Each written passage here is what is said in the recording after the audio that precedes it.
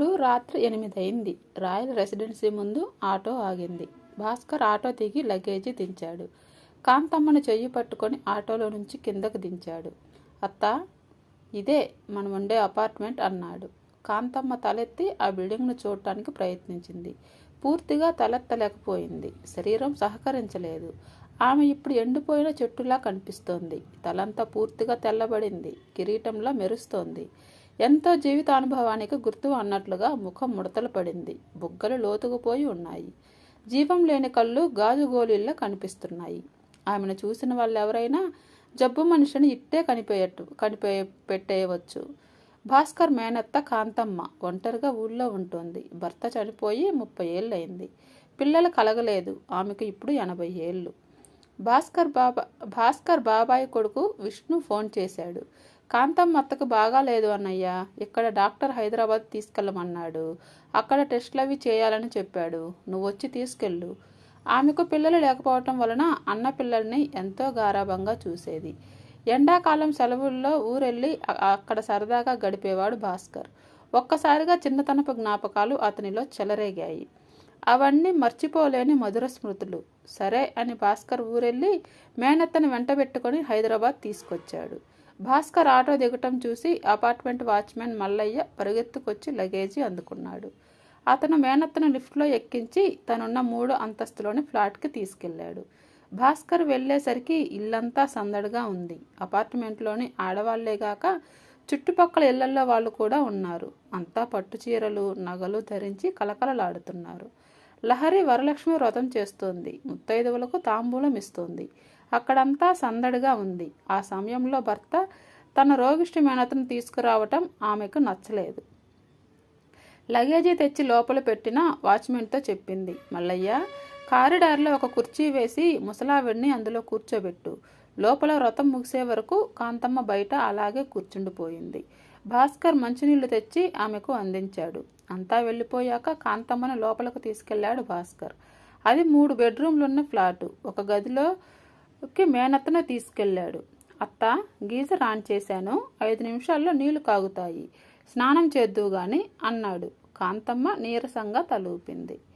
లహరి, బాగున్నారా పెద్దమ్మ అని పలకరించి వెళ్ళిపోయింది. మర్నాడు భాస్కర్ మేనత్తను హాస్పిటల్కి తీసుకువెళ్ళాడు. ఆమెకు కడుపులో నొప్పి తగ్గటం లేదని చెప్పాడు. ఆమెకు టెస్టులు చేశారు. కాంతమ్మకు క్యాన్సర్ అని తేలింది. అయితే ఆమెకు ఆ విషయం చెప్పలేదు. చాలా కాలం ట్రీట్మెంట్ ఇవ్వాలన్నారు అని మాత్రం చెప్పాడు. ఆమెకు రేడియోథెరపీ చేయించడానికి హాస్పిటల్ తీసుకువెళ్తున్నాడు భాస్కర్. ఆమెకు రోజు వేలకు మందులు ఇవ్వటం, పళ్ళరసాలు తీసివ్వటం, మంచి ఆహారం వండి సిద్ధం చేయటం లహరి పని. ఒకరోజు భాస్కర్తో చెప్పింది. ఏమండి, మీ మేనత్తకు ఇది తగ్గే జబ్బు కాదు. నేను ఎన్నాళ్ళని సేవ చెయ్యను. అటు పిల్లలకి వేళకు లంచ్ బాక్సులు రెడీ చేసి స్కూల్ బస్సు ఎక్కించి రావాలి. ఇటు ఈమెకు ప్రత్యేకంగా ఓట్స్తో టిఫను, పళ్ళరసం ఇవ్వాలి. నా వల్ల కావటం లేదు. మరి ఏం చేద్దాం? ఆమెకు పిల్లలు లేరు. చివరి రోజుల్లో ఇక నేనే చూడాలి అన్నాడు. మీ తమ్ముడి దగ్గరికి పంపించండి. అతనికి మాత్రం మేనత్త కాదా? మనం అమీర్పేటలో ఉన్నాం. హాస్పిటల్ దగ్గర. వాడుండేది కూకట్పల్లి హౌసింగ్ బోర్డు కాలనీ. అక్కడి నుంచి వాడికి అతను తీసుకురావటం కష్టం ఏముందండి? మోసుకురావాలా? ఆటోలో వస్తారు. సరే, నీ ఇష్టం. ఒక విషయం గుర్తుంచుకో. అత్తకు ఊళ్ళో 2 ఎకరాల పొలం ఉంది. ఆమెను చివరిలో ఎవరు చూస్తారో వాళ్లకు రాసిస్తుంది. మా తమ్ముడి దగ్గరికి పంపిస్తే చివరికి పొలం వాడికే ఇస్తుంది. తర్వాత నువ్వేం ఫీల్ అవ్వద్దు అన్నాడు భాస్కర్. బోడి పొలం ఎవరికి కావాలండి? అది మనం ఏమైనా వ్యవసాయం చేస్తామా? మహా అయితే ఎకరం 50,000 చేస్తుంది. అంతేగా, మీ నెల జీతంతో సమానం నిర్లక్ష్యంగా అంది లహరి. తర్వాత భాస్కర్ తమ్ముడికి ఫోన్ చేశాడు. అరే సాయి, అత్తను కొన్నాళ్ళు నీ దగ్గరకు తీసుకువెళ్ళు. ఇక్కడ నెల నుంచి ఉంటుంది కదా. మీ వదినకు ఒంట్లో బాగాలేదు కూడా. సరే అన్నయ్య, నేను మీ మరదలతో మాట్లాడి చెప్తాను. ఎందుకంటే తను జాబ్ చేస్తోంది కదా. తను ఒప్పుకోకపోతే ఏదైనా ఓల్డేజ్ హోమ్లో చేర్పిద్దాం అన్నాడు సాయిబాబు. అయితే సాయిబాబు భార్య మైత్రేయి కాంతమ్మను తమ ఇంటికే తీసుకురమ్మంది. ఈ వయసులో జబ్బుతో వృద్ధాశ్రమంలో ఏముంటుందండి? పాపం, పిల్లలు లేని మనిషి. చిన్నప్పుడు మిమ్మల్ని ఎంతో ప్రేమగా చూసేదని చెప్పారు.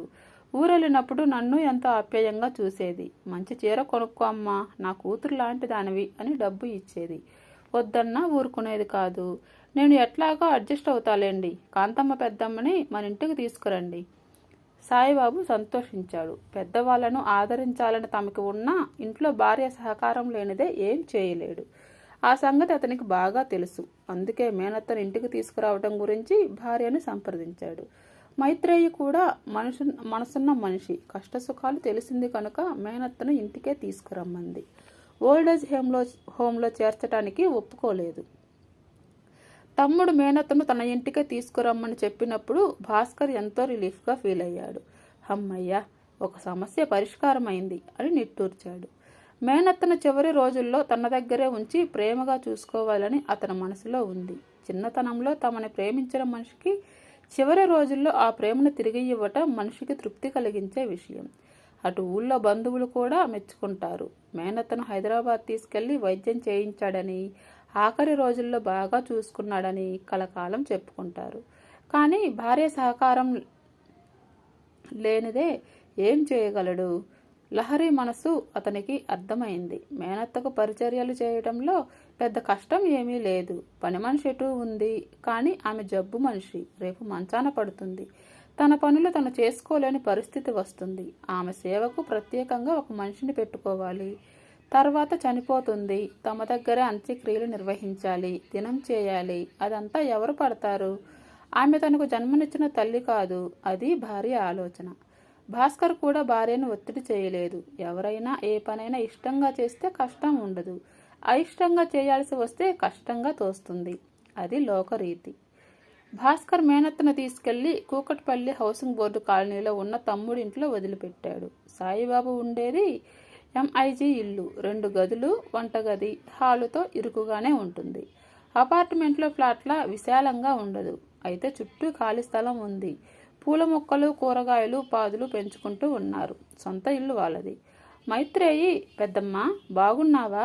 ఆరోగ్యం ఎలా ఉంది అని ఆప్యాయంగా పలకరించింది. బాగు ఏముందమ్మా, జీవితం చివరిలోకి వచ్చాను. రేపో మాపో దేవుడి దగ్గరికి వెళ్ళిపోతాను. నాకు తెలుస్తూనే ఉంది, ఇక నా పని అయిపోయింది అని పేలవంగా నవ్వింది కాంతమ్మ. భాస్కర్ మేనత దగ్గర సెలవు తీసుకొని వెళ్ళిపోయాడు. సాయిబాబు ఇంటికి వెళ్ళిన తరువాత కాంతమ్మ సంవత్సరం పాటు ఉంది. భాస్కర్ 4 రోజులకు ఒకసారైనా పళ్ళు తీసుకొని మేనత్తను చూడటానికి తమ్ముడి ఇంటికి వచ్చేవాడు. లహరిని రమ్మన్నా వచ్చేది కాదు. విముఖ ప్రదర్శించేది. నాకెక్కడా కుదురుతుందండి, మీరెళ్ళి రండి, అడిగానని చెప్పండి, మీ తమ్ముడిని, మైత్రేయిని, పిల్లల్ని కూడా అనేది. భాస్కర్ ఒక్కడే వెళ్ళి వచ్చేవాడు. కాంతమ్మ లహరి గురించి, పిల్లల గురించి అడిగేది. వాళ్ళను కూడా తీసుకురాలేకపోయావురా అనేది.